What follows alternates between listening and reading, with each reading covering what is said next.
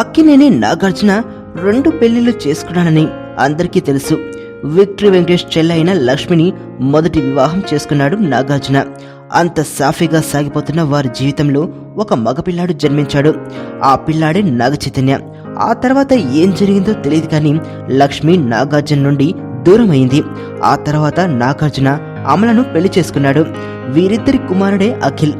అయితే నాగార్జున మొదటి భార్య గురించిన చాలా విషయాలు చెప్పుకొచ్చాడు నాగ చైతన్య. అమ్మ అంటే చాలా భయమని, అందుకే తన ప్రేమ గురించి చెప్పడానికి చాలా రోజులు తీసుకోవాల్సి వచ్చిందని అన్నాడు.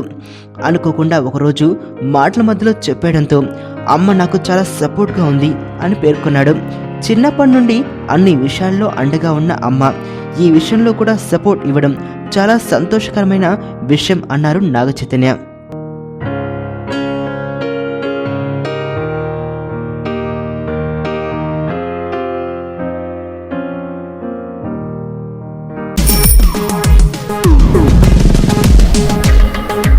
ప్రపంచంలో ప్రతి ప్రేమ కథ మధురంగా ఉంటుంది.